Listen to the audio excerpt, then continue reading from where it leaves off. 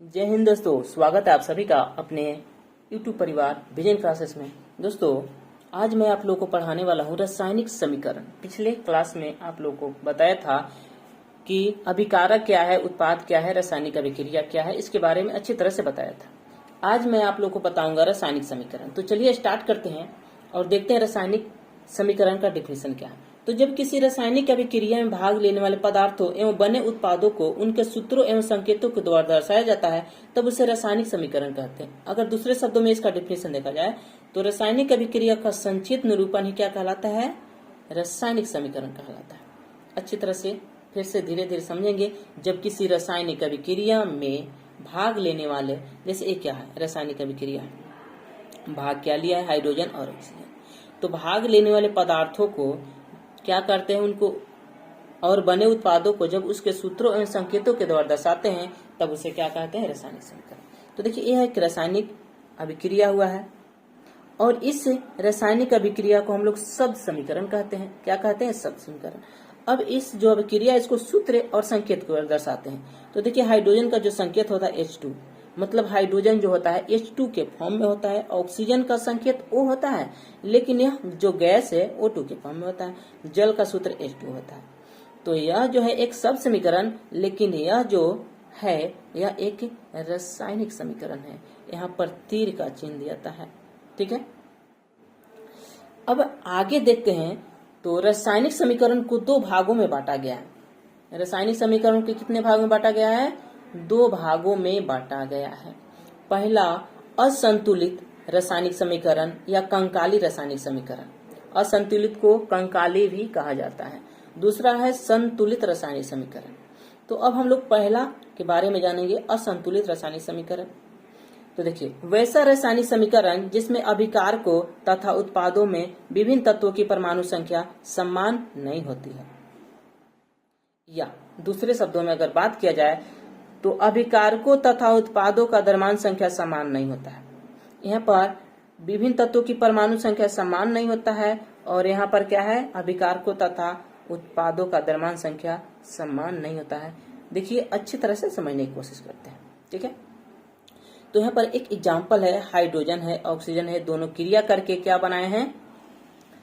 यहाँ पे hydrogen oxygen दोनों क्रिया कर क्या बनाए हैं? जल बनाए। अब यहाँ पर अच्छी तरह से देखेंगे अभिकारक, तो ये है अभिकारक के दोनों। तो अभिकारक में हाइड्रोजन परमाणु कितने हैं? 2। ऑक्सीजन परमाणु की संख्या कितने हैं? 2। अगर उत्पाद में देखा जाए, नीचे नहीं दिख रहा है तो लिख देते हैं यहाँ पर।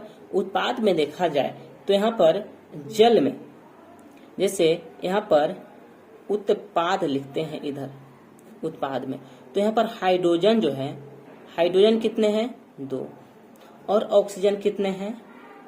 1। यहाँ पर अभिकारक में हाइड्रोजन कितने हैं? 2। ऑक्सीजन कितने हैं? 2। उत्पाद में हाइड्रोजन कितने हैं? 2। ऑक्सीजन कितने हैं? 1। देखिए, हाइड्रोजन परमाणु की संख्या तो समान है।